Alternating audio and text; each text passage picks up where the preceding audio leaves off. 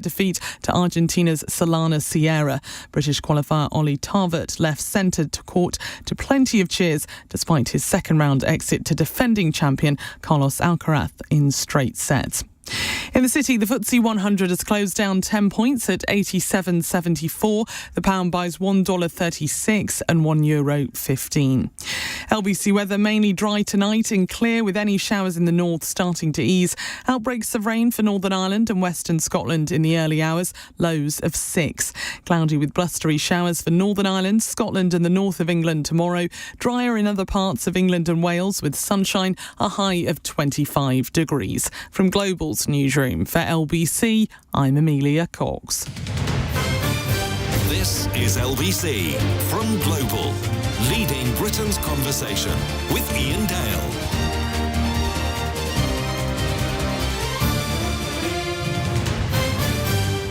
Hello, very good evening and welcome to the programme. It's Iain Dale with you until 10. It's 4 minutes past 7. Well, today we have a member of the Cabinet with us, Heidi Alexander, Labour's Secretary of State for Transport, to answer your questions. She's also Labour MP for Swindon South. Good to see you again. We've been doing this on and off now for about 10 or 12 years, Probably longer than that, probably about 15 years. That's why I've got all this grey hair. That's why I haven't got any. Now, you've been Secretary of State for Transport now for, 6-8 months, something like that? 6 months, yeah. How's it been? Because, as you know, if I was in politics, this would be my dream job. Mm-hmm. I mean, it's a great job to have, isn't it? Because you can actually affect real change. You can, and so the first week when Keir asked me to do the job, I had the decision about which train operating companies were going to be the first to come into public ownership. So an easy one for the first week. Yeah, that was literally the first weekend. So worked through the weekend, found myself doing the morning media round where I did the tour of the TV studios and radio studios to announce that South Western Trains was going to be the first train operating company under the new legislation that the Labour government had brought forward to bring those train operating companies into public ownership. That happened in May of this year. We had a fantastic event down at Bournemouth Depot where the staff there were really excited about that change. We've got C2C happening in a couple of weeks' time and then Greater Anglia, but a huge amount going on beyond the rail network because we've got 2 bits of legislation in front of Parliament at the moment. So we're taking the buses bill through, which is going to give local leaders more control over shaping the sort of bus network that they want in their local area. If you think about like what Andy Burnham has done with the B network up in Greater Manchester, he's franchised the buses there. That won't be the solution for every local area. But it is really, a lot of people depend upon the buses to get about. If you don't own a car, you need to get to work, you need to, live your daily lives, really. And then we're also doing some really exciting stuff around greening aviation. So we've got the Sustainable Aviation Fuels Bill in front of Parliament at the moment because we're seeing really significant demand for flying. Our airports will have some of the busiest summers that they have ever had. And so if we're going to see more people flying and if we are going to see the expansion of some of our airports, I've granted planning permission, for example, to expand Luton. I've got Gatwick on my desk and we're inviting proposals for the expansion of Heathrow. Then we need to find a way of reducing the carbon intensity of people flying as well. Well, so I'm sure that's something that you're going to get a couple of questions about over the course of the next hour. We're streaming this live on Global Player and the LBC app. So if you'd like to watch us, you can do so as well. The number to call if you'd like to put a question to Heidi is 0345 6060 973. Lots of you are already calling in. There's only 2 spaces left on the board. You can also WhatsApp us to ask a question on the same number or text 84850. I'm going to go to the calls very quickly, but I've got to ask you about what happened yesterday, as you'll understand. It was a shambles, wasn't it? Well, look, I think in our desire to crack on and reform what is a broken welfare system that doesn't provide the help that people need to get into work, doesn't provide the right incentives, we clearly didn't take our colleagues with us, and it was right that we listened. A lot of people were expressing concerns in good faith about the initial proposals to change personal independence payment that's paid to people with disabilities, some of whom are in work, the majority of which are out of work. What we have been able to do with the legislation that we got through second reading yesterday was make some changes to get rid of the perverse incentives, really, that exist within the universal credit system. So we're uplifting the basic rate, but reducing the health top-up for new claimants. For people who've got the most serious disabilities and lifelong health conditions, we're saying you're not going to have to go through a constant reassessment. I mean, if we know that people are never going to be able to work because their disability is so significant, why are we dragging them through that process? It costs money to do those reassessments as well, but we have got to move more people into work, particularly those young people. What's left in this bill is not a radical reform now. It's not going to save any money at all. It was supposed to save £5 billion, so that £5 billion has got to be found from somewhere else. I mean, are you worried that the Chancellor might come for some of your budget? So, look, the Chancellor has been clear that she's not reopening the spending review. We've set out how much money the Department for Transport has got for the next 3 years and how much capital funding we've got for the next 4 years. I'm not going to pretend that the decisions that were taken yesterday don't have cost implications, because they do, and we will have to revisit that when the budget is done later this year. I do think there are some important things still in that legislation, though. The right to try work without fear of having to go through a whole nother assessment and the fear of losing your benefits. I think that is an important reform, and I also think the tailored support that we're going to put in place to actually make sure that when people are wanting to get back into work, that there is help for them to do so, because I speak to too many people at the moment who have been left languishing on a system which doesn't provide the right support to help them get the jobs and move into the careers that they want.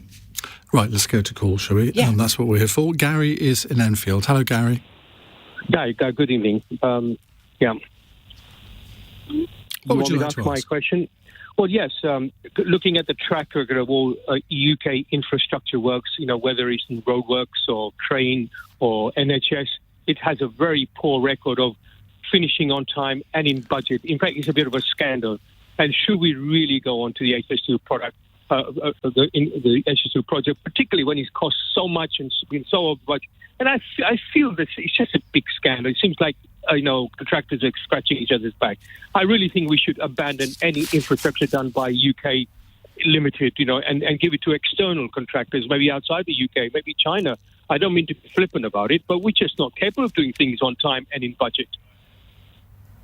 Yeah, so I think it's a really fair point that you make, Gary, and it's really critical that we get a grip of projects like HS2.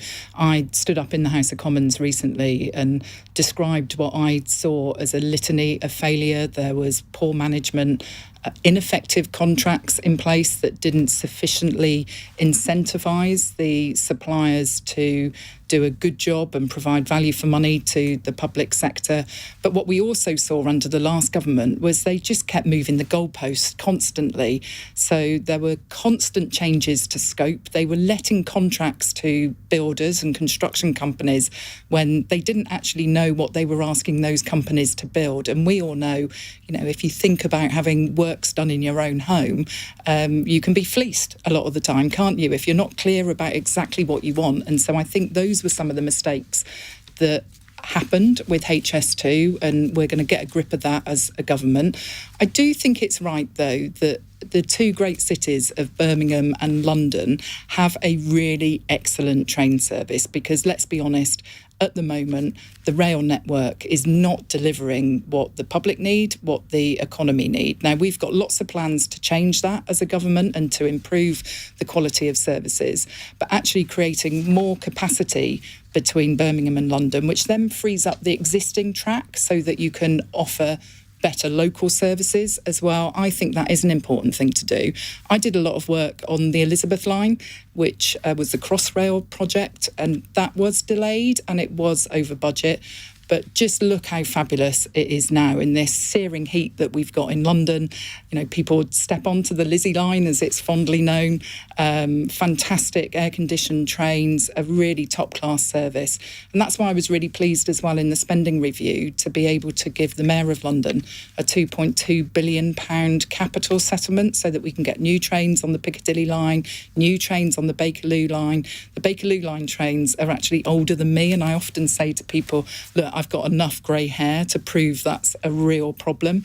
And so we've got to upgrade our infrastructure because... But what about infrastructure in the north? Because a lot of people in the north of the country and probably in other parts are saying, well, it's all very well spending all this money on London Underground. We accept that it's important to do that.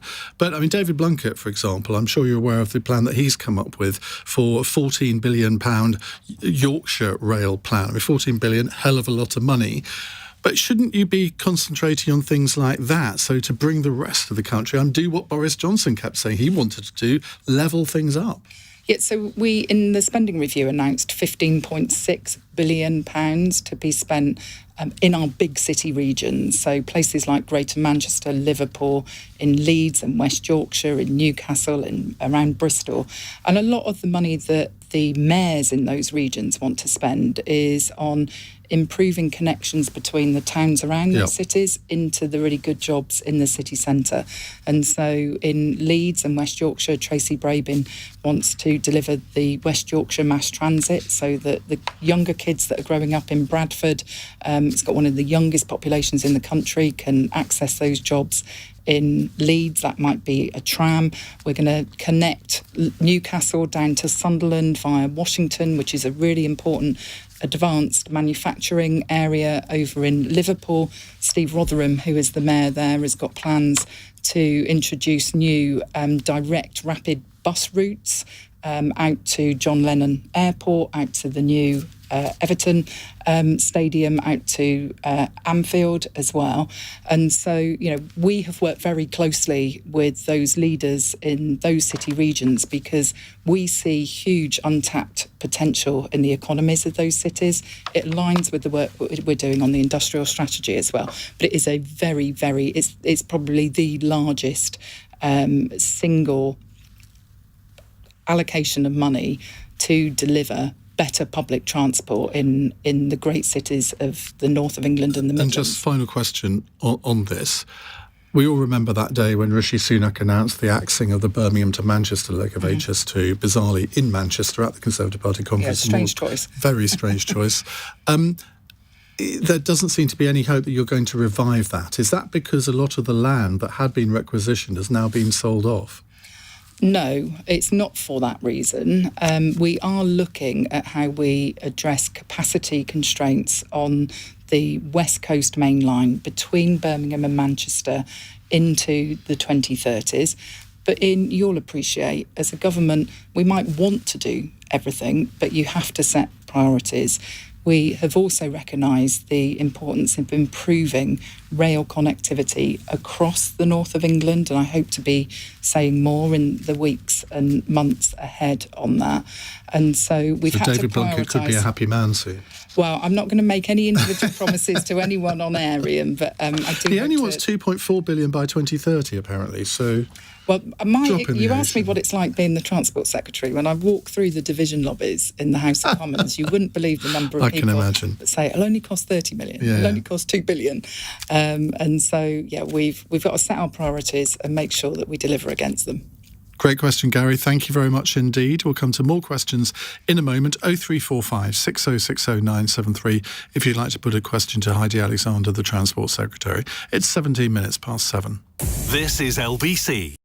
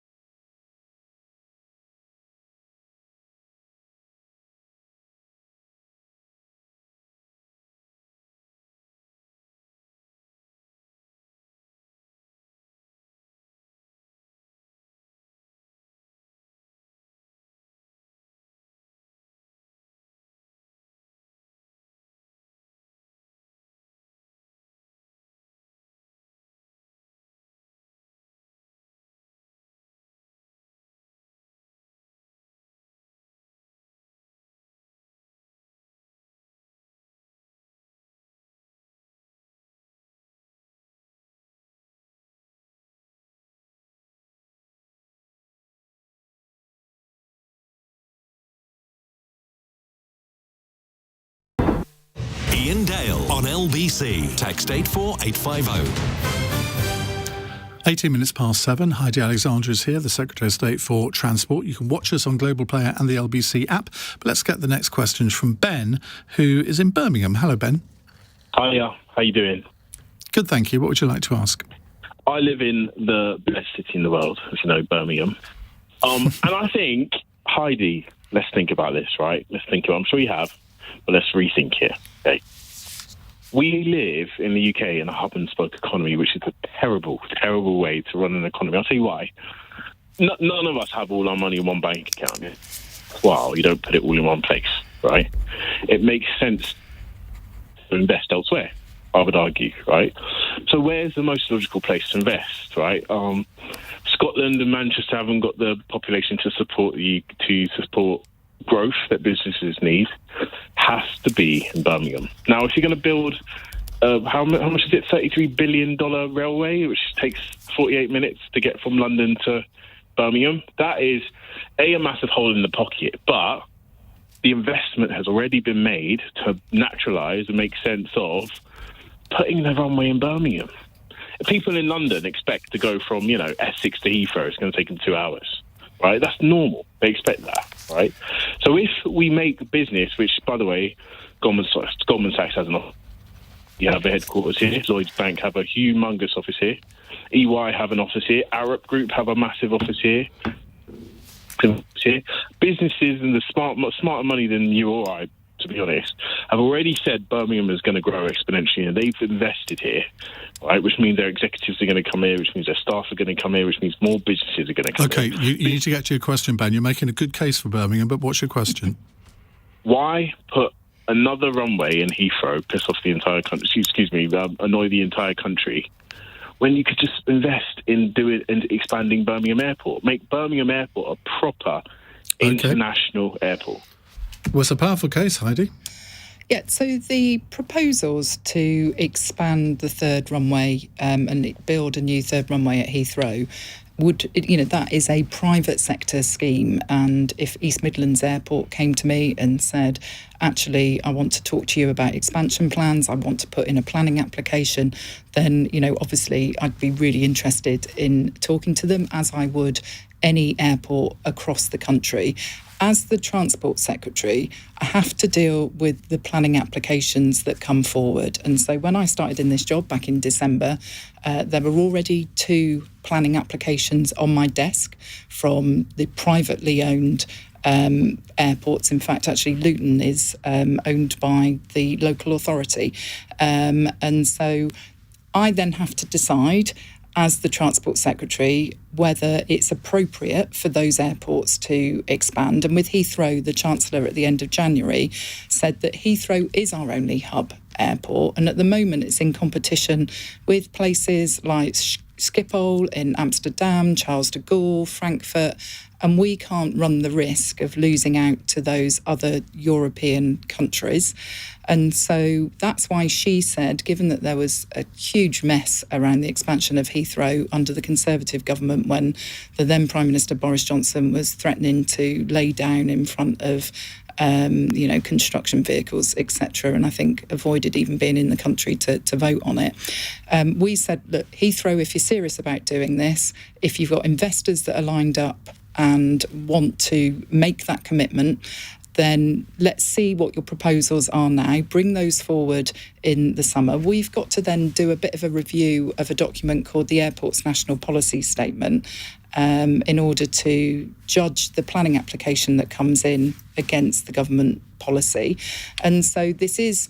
It's been led by the private sector. It's a private sector scheme. What I think the role of government is to do is to say, well, how can we seek to maximise benefits for different parts of the country? If Heathrow do come forward with that proposal, what we were talking about earlier is actually going to be really important, because HS2 is going to create a much faster route down from Birmingham, stopping at Old Oak Common, and then being able to go from Old Oak Common in the west of London to Heathrow. That's going to become a really important interchange, and it's going to reduce the journey time between somewhere like Birmingham and Heathrow quite substantially. And so, where we can shape investments ourselves, for example, in the rail network. We've got some more control over that because that's a lot of public investment. But I've also got to work with the private sector where they are interested. And at the moment, the private sector are saying, actually, we're interested in that third runway at Heathrow. And they are also, the private sector came to us about Gatwick and said that they want to bring into use the second runway there, which is basically used as a sort of like standby emergency runway. And so a couple of months ago, I took a decision to say, well, in principle, I'm minded to approve that planning application. They've got to provide a little bit more information. But I'm keen to speak to airports across the country. We gave some money as a government to Doncaster to get Doncaster Airport reopened as well. And I'm always willing to speak to anyone that's interested in investing in the UK. But what about environmental concerns? Because they seem to have been sort of put on the back burner now, if that's not an inappropriate phrase to use, and the business concerns are trumping all environmental concerns. I'm not sure that's true, because we've said that any scheme that is consented needs to comply with our legally binding climate change targets, that it also needs to meet very strict standards on things like noise and air pollution as well. And so there will have to be a planning process here that we go through. What's interesting is that the expansion of a whole number of airports have been factored into something called our Carbon Budget 6, which is how much carbon we expect as a country to emit between the years of 2033 and 37. There's been a lot of modelling done about if we can actually move to electric vehicles, how much carbon does that take out? And the expansion of Heathrow, Gatwick, Luton and Bristol has already been baked in to our Carbon Budget 6 modelling. Now, Ed Miliband is working on an updated delivery plan for that carbon budget, which he will bring forward towards the end of this year. But any scheme that comes forward has to be compliant with all of those environmental obligations. And just before we move on to the next question, this is related to Heathrow. How can we be confident that another power crisis isn't, or another power outage isn't going to bring Heathrow down again? Because, I mean, it seemed extraordinary to most people that could even happen. Yeah, so there was a really important report actually published today by NESO, the National Energy Systems Operator, that said it was a very serious, very unusual technical failure in the substation at Hyde, which is just on the outskirts of Heathrow, and that provided one of the routes of power going into the airport. It obviously took out electricity to a number of homes in the area as well. Ofgem are actually launching an official investigation into National Grid to see whether they have breached any of their licence conditions. National Grid are responsible for that substation at North Hyde. Now, there was backup energy supply at Heathrow, and so if there were planes that were coming into land, they still would have been able to land safely because they have backup generators on site. But that backup power system was never designed to be able to power the entire airport, so they had to reconfigure the energy supplies overnight. There is going to be a big piece of work. But you can't tell me now that this couldn't happen again. So I think we do need to understand in detail the resilience of the energy supplies that are critical for our key bits of national infrastructure. The Cabinet Office are leading a review on that. It's the sort of thing that if I was running an airline and I saw that happen and I lost a lot of money because of it, I'd be thinking, well, OK, I'm going to go to Schiphol instead, because it's the sort of thing that really irritates airlines, isn't it? I can understand the impact on the airlines. And Heathrow did get flights landing by about 4:30, I think, the following day. The incident happened late at night. I was on the phone the following morning to the chief executive of Heathrow. Had he woken up by then? Well, he definitely was awake when I spoke to him. I hadn't quite appreciated what had gone on the night before at that point in time. Right, later did let's move on. Ben, I think the answer is Birmingham need to put the planning application in if you want another runway there. Kieran is in Brighton. Kieran, very good evening. Good evening, Ian. What's your question? My question is with regards to different operators who operate on the rail network who are on the same line. Surely there should be some form of passenger charter that if there's a failure of one of those operators to deliver a train, then as a passenger I should be able to catch the next train on the alternate network. To give you an example, yesterday I commute from Brighton to Liverpool. I have to book my tickets in advance. I have to do them with specific trains to make the fares palatable. The train was cancelled. I then have to wait over an hour for the next train, and yet Avanti did 2 trains which were going up to the northwest. Surely we need an integrated overall strategy in some form of a passenger charter which gives the passenger as much rights. At present, the rail network companies appear to focus on shareholder needs rather than those of passengers. Well, look, Kieran, I totally agree with you, to be honest, and it's one of the reasons why we are setting up Great British Railways, which is going to be an integrated body that brings together the management of the track, which is currently done by Network Rail, and all of the train operating companies, which over the next 2 years are all slowly going to come into public ownership, because at the moment a large number of the train operating companies are still owned privately. They're private businesses. What we've been able to do when we've had the initial train operating companies come into public ownership is, in essence, arrange exactly those sorts of arrangements that you have talked about. So if you take the example of TransPennine Express and Northern, when disruption occurs, tickets are automatically interchangeable. And that was something that this Labour government made a priority of fixing, because those 2 train companies are in public ownership now. And that's something that we would like to apply more broadly across the system. We have, as we go forward in future, the vast majority of trains that are going to be running on the tracks in England are going to be publicly operated trains. We will still have some open access operators. They are companies like Lumo, Whole Trains, Grand Central, and so they won't be part of the public sector.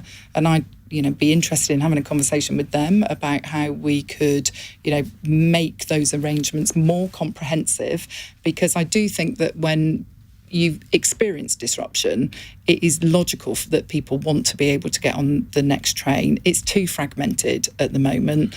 That's one of the reasons why we will be setting up Great British Railways to make sure. But are you saying that, within a couple of years, what Kieran wants to be able to do, he will be able to do that? That would be my ambition, yes.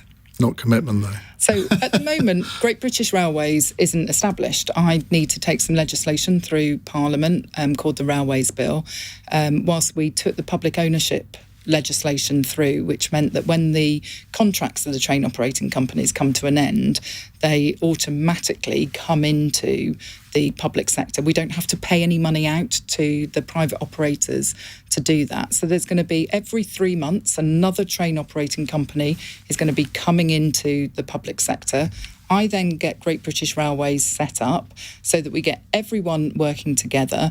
At the moment, we've got train operating companies that employ hundreds of people trying to work out who to blame for delays, because they can get a financial payback, if you like, from Network Rail, if it's Network Rail's fault. I want to get to a point where we don't have hundreds of people working out who to blame. I want people focused on preventing the problems in the first place. Right, Kieran, thank you very much. More questions to Heidi Alexander in just a few moments' time. It's 7:32 News Headlines on LBC with Amelia Cox. The US rapper known as Diddy has been convicted of 2 sex offences but cleared of sex trafficking and racketeering charges. 55-year-old Sean Combs still faces up to 20 years in prison. The head of the Royal Navy has been sacked after an investigation found his behaviour fell far short of the values and standards expected.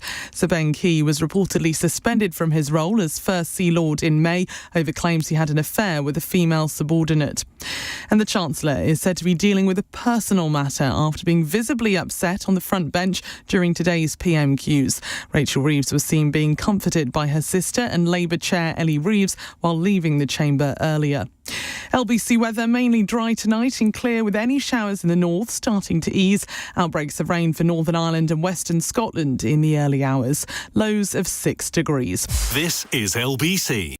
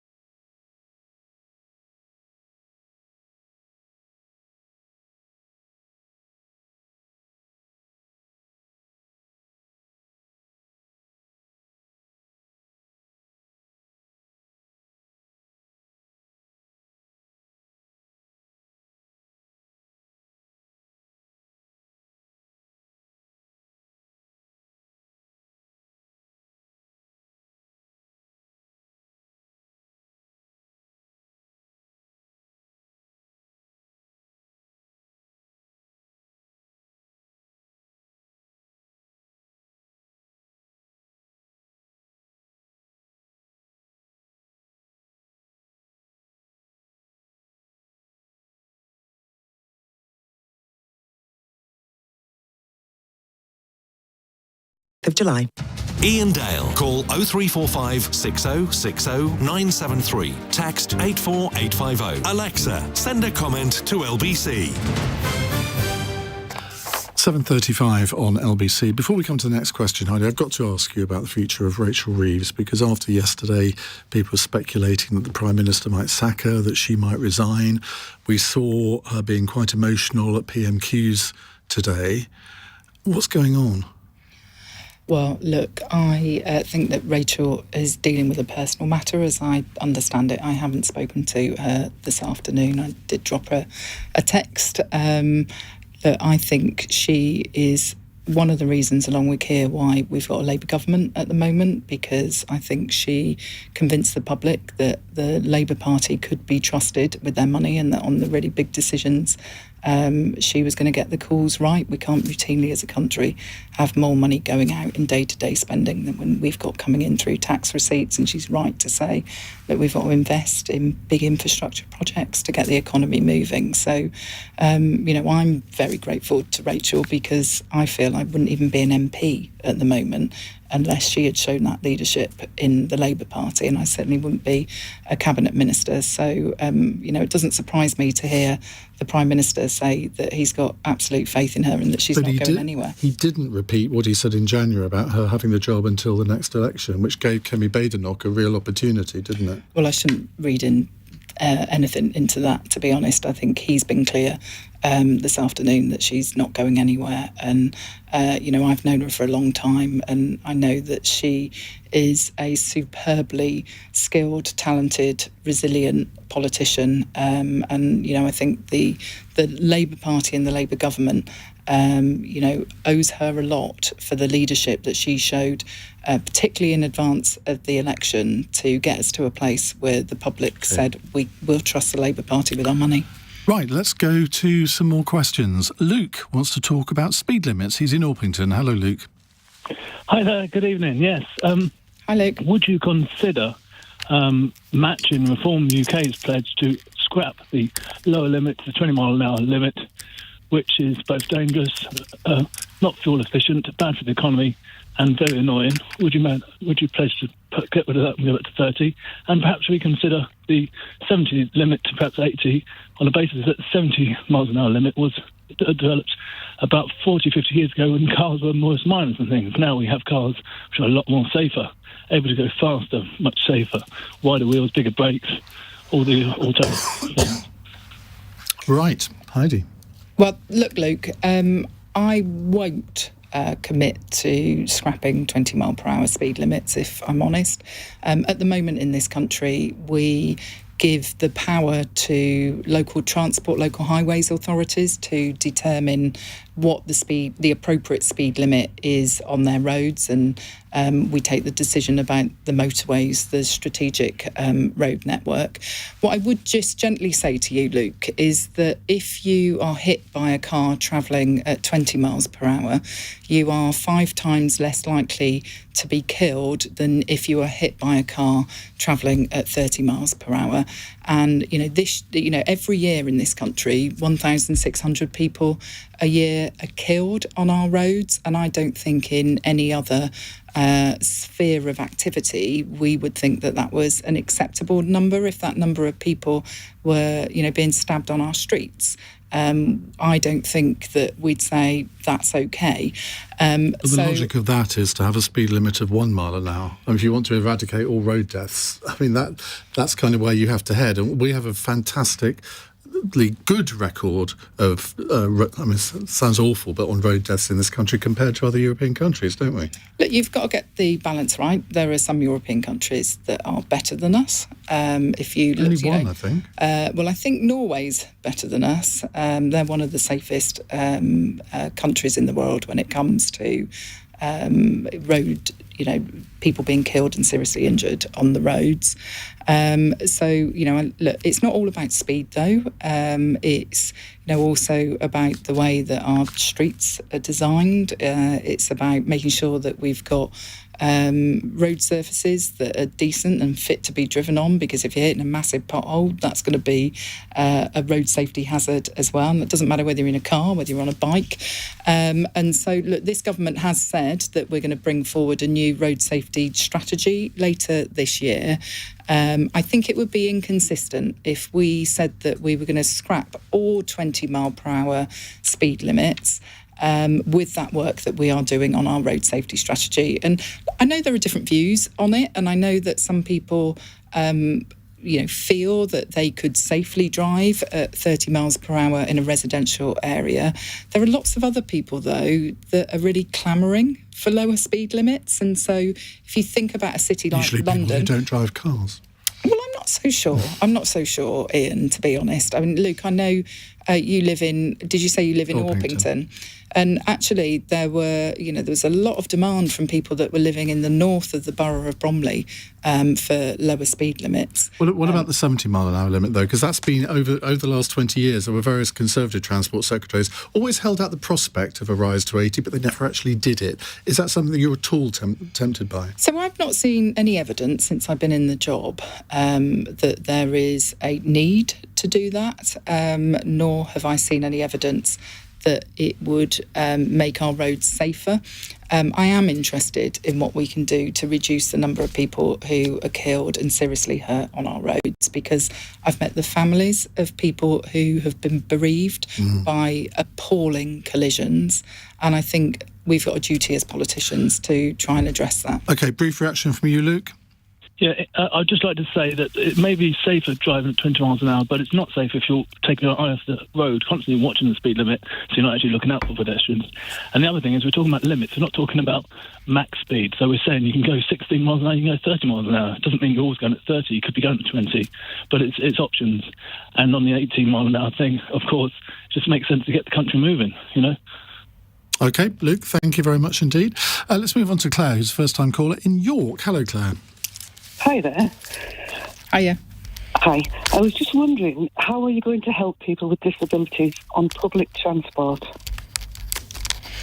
Yeah, that's a really good question, Claire. So if we think about the different types of public transport there are, you've got the rail network, you've got the buses. So perhaps if I start with what we're doing on the rail network, in order to address people that have got physical disabilities, we've got a programme of putting lifts into railway stations. At the moment, we've got about 2,000 stations across England and Wales, and about half of them have good step-free access between the entrance to the station and the platform, and we need to increase that number, because not only would that be good for people with physical disabilities, it's also good for people that are travelling with young families. If people are going on holiday, they've got heavy bags and suitcases. buses.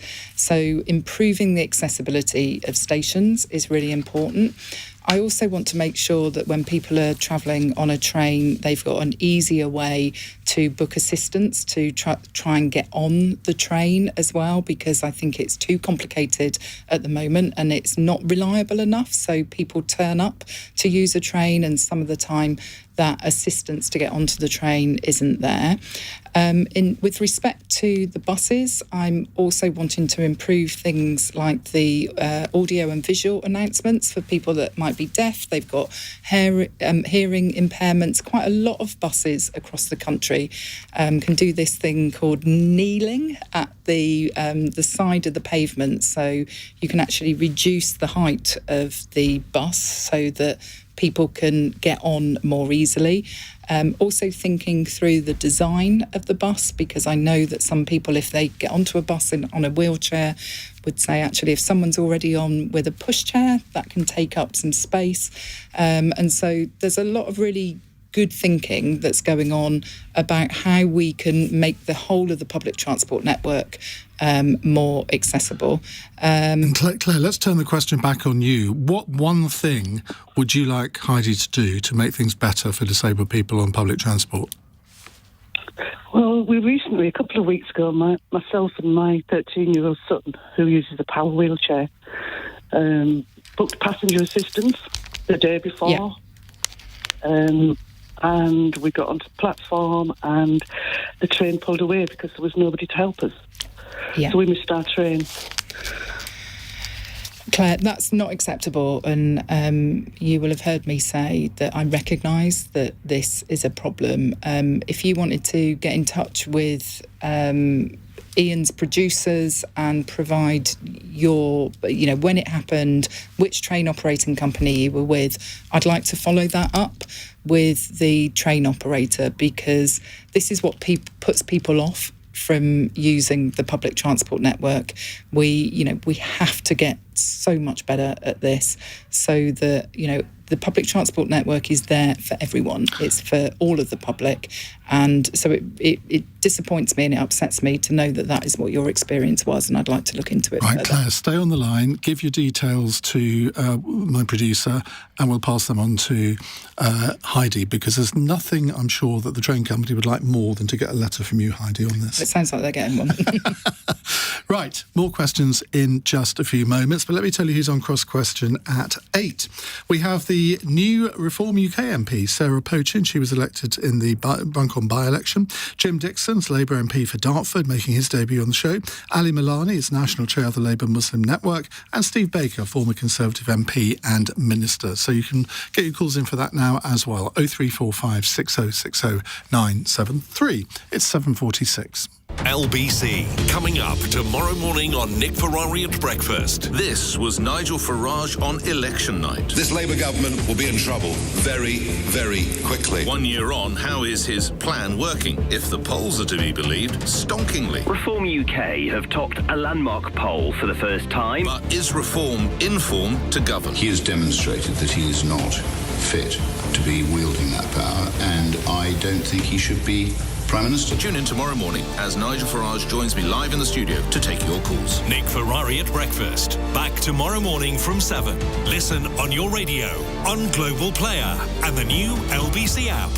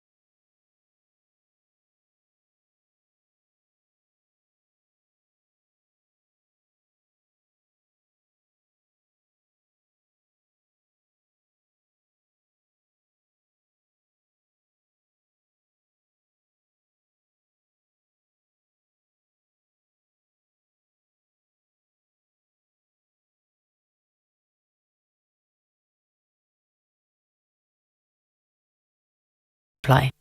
Iain Dale. Text 84850. This is LBC.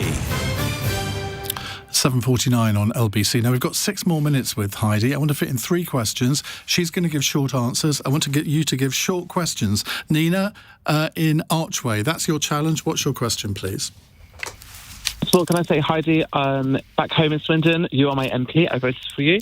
My question is, do you plan to roll out a similar scheme to the B Network rolled out by Manchester, working with TfL and Sadiq Khan, and potentially further afield like our hometowns, Swindon? Yeah, so the thing that Andy Burnham has done in Greater Manchester is bring the buses back under his control, franchise them, and he's linked it up and he's branded it alongside the trams and the cycle hire and called it the B Network. What we've got in Transport for London is already an integrated transport system like that. So, you know, if you tap into the buses, you can also then go and tap in with your credit card or your phone onto the tubes or the train. You have a daily fare cap. And so what Andy is creating in Greater Manchester does already exist in London. We just don't call it the B Network. And we've got red buses in London, not the yellow ones he's got in Manchester.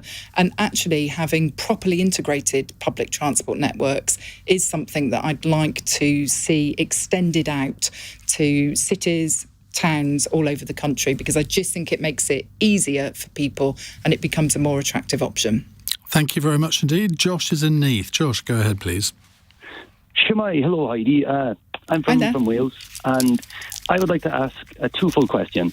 Why has the Oxford-Cambridge Railway project been reclassified as an England and Wales project after 4 years of being classed as an England-only project? And the second point, would you be willing to look at or investigate the devolution of railways to Wales, like in Scotland and Northern Ireland, so we don't get continually disproportionately underfunded and undermined as part of the union? Hi, Josh. Thanks for that question. One of the things that we did at the spending review was allocate £445 million to be spent on the railways in Wales over the next 10 years, because we recognise that there has been historic underinvestment in the railways there. There is already some devolution with things like the Core Valley lines in Wales, but I know that there's a lot of aspirations to get some new stations opened in the south of Wales. There was a report called the Burns Review that was done looking at where we could build some new stations to try and take cars off the road and give people better connections. And we want to also improve connections in North Wales, free up some capacity between going to places like Wrexham and Liverpool. We need to get rid of some of the level crossings, do some work at some sidings so that we can get more regular services in North Wales as well as South Wales. So, I won't get into all the technical detail, but we recognise we've got to invest in rail in Wales. How can the Oxford-Cambridge line be classified as an English-Welsh project? Yeah, so this is all to do with the schemes that fall under something called the Rail Network Enhancement Projects. And so within that, I know, this is some of the dry detail you get into when you're the Transport Secretary.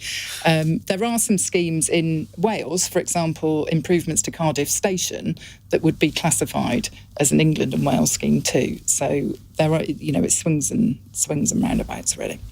OK, right, let's move on to Aaron, who's in Bournemouth. Hello, Aaron. Hi, Ian. Hi, Heidi. Thanks for taking my question.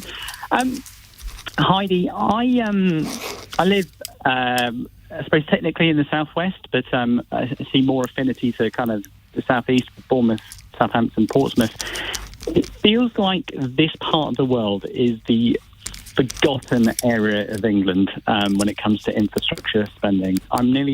I'm 45 this summer, and I can't think of anything really meaningful over the last 40 years, certainly down here. Roads are awful to Exeter, Bristol, Swindon. Rail is, surface transport. We've got great things like Bournemouth Airport growing, but there's, like Bristol, no real way of getting to them easily by rail or public transport. Will this area ever level up, or are we caught in a kind of tug of war between London, the southeast, and the north now?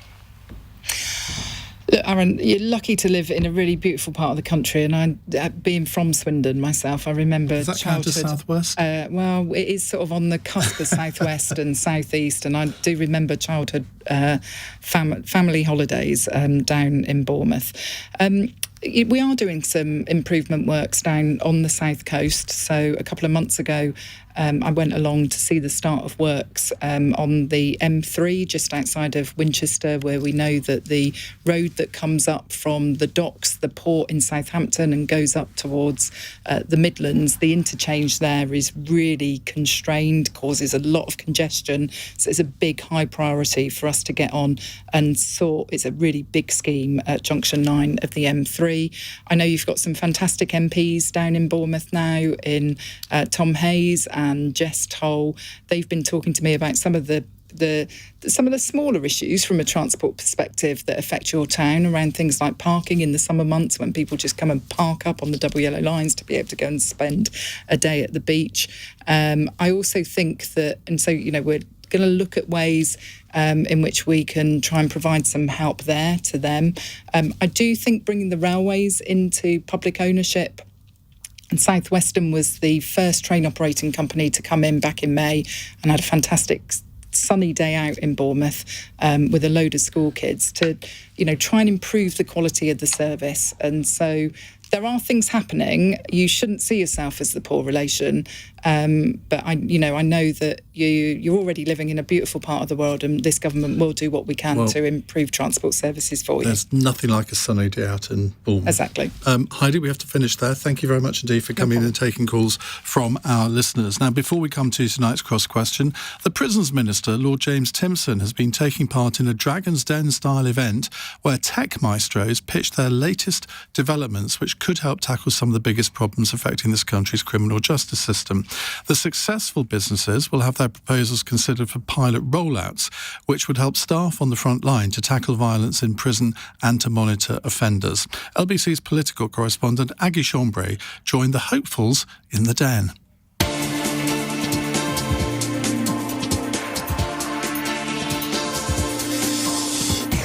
Prison Minister Lord Timpson spent a bit of time yesterday behaving like a dragon from Dragon's Den, asking companies to pitch him ideas to help him handle the prison capacity crisis.